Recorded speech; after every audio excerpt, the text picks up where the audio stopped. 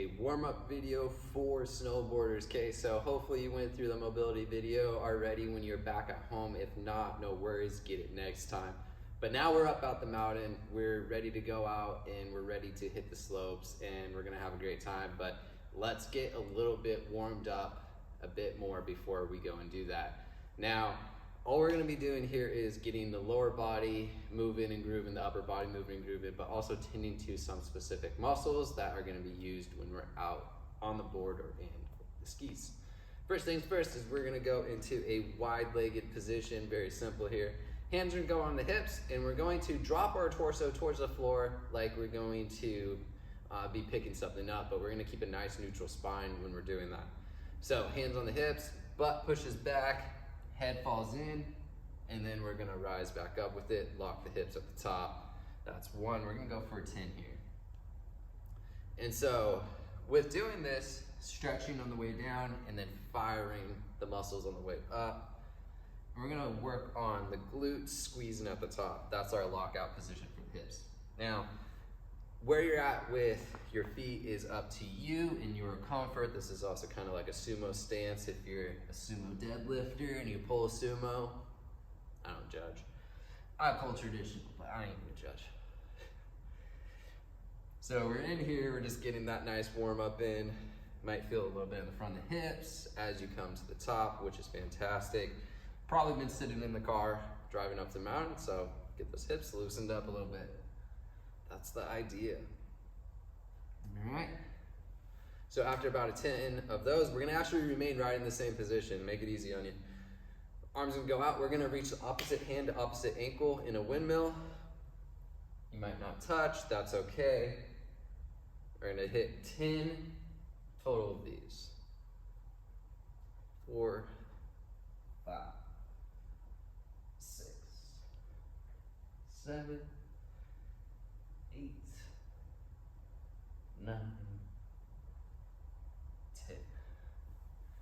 Woo! That's a good one, actually. So come back up, shake it out a little bit, and that wide-legged stance can be a little bit tiring.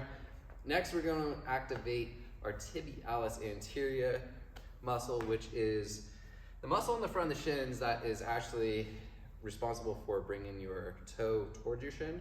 Now the calf muscles, gastroc, and also the soleus are responsible for pointing your toe. So we're gonna work the opposite muscles, being the tibialis. If you'd like, you can go lean up against something to do this, but if you're comfortable doing this, you can also just do it standing. So we're gonna lift the toes up towards the shin, hold for a slight second, then drop back down. It's very obvious when you start doing this what muscle that tibialis is, and you're gonna feel that pretty quickly. So it's fairly fatiguing. We're actually gonna go to 20 with this. So I'm gonna take our time, maybe get a little bit of breath work in while we're doing it, because it's pretty calm, pretty easy exercise. But by this point, you know, halfway through the reps, probably feeling those muscles that sit right off the side of the shin. That's where those are. Woo, fall back. And there is a tibialis anterior and there's a tibialis posterior. Posterior muscle, backside, anterior muscle, front side. There's a lot of muscles that kind of have a posterior, anterior to them. A very common muscle that people are familiar with is the serratus anterior. They don't realize that we have a serratus posterior. Kind of plays a part in it as well. So this is just a real nice feel to it here. I actually lost count, but that's okay. Perfect. Next, we're going to move down to the floor, hands and knees, quad ruck position, which kind of goes into slightly like a mobility type position. But we're gonna do a thoracic rotation with extension. So we're going to actually purposefully push our spine up into extension with a slight bit of rotation.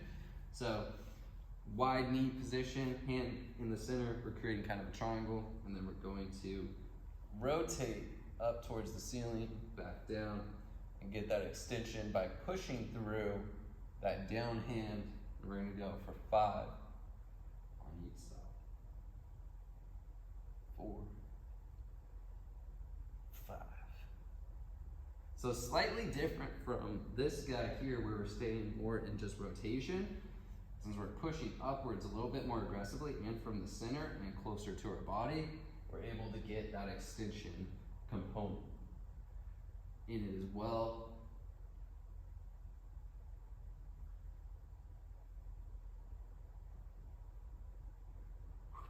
There's 5 of that. Next, we're gonna do a split squat, and we're gonna do it overhead. Now, you don't need anything to go overhead. You can simply just put your hands overhead. However, I'm gonna bring my dowel in, and I'm gonna use this as my overhead. So, dowel goes overhead. I'm gonna go pretty wide with my hand positioning for more comfort in the shoulders. And then I'm going to split out. I'm gonna stay stationary while doing this. Like I said, you don't need the dowel. You could use a band, or you could use nothing. But hands above head. And then we're gonna drop that back knee down and back up. We're gonna focus on keeping the glute contracted in the back leg. So we're gonna try and keep that squeezed as we drop all the way in and come all the way out.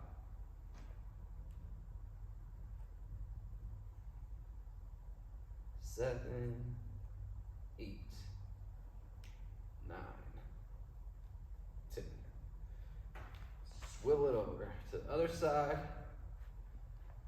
Squeeze that glute, drop it in, keep it there. 2, 3, 4, 6, 7. One more for me. Boom. All right, definitely feeling warm from that, no doubt. So the last thing we're gonna do is you can actually go to a squat position. If you need to boost yourself up, that's okay. But we're gonna squat down and we're going to windshield wiper in with our knees, okay? It's gonna look very different for everyone, okay? So if you need to hold on to something to keep yourself from falling on your rear end, totally cool. Or if you need to sit on something underneath, that's totally fine too. So I'm gonna be for about 5 on each. We're warming the ankles up quite a bit, warming the hips up a little bit more, the knees, all that good stuff. Could actually even put the hands on the floor, kind of help support you. Whew. Definitely feeling warmed up. It's a little bit chilly in here today, but I'm feeling warm. I'm ready to go do some stuff, okay? So hopefully you are too. And after one round of this, if you're feeling ready to go, fantastic. However, if you got time for it, hit through this again. So jump back to the beginning, start from the beginning, do a whole other set of these 6 motions, and you'll be ready to go. Have some fun. As always, please like and subscribe, and I'll see you in the next one.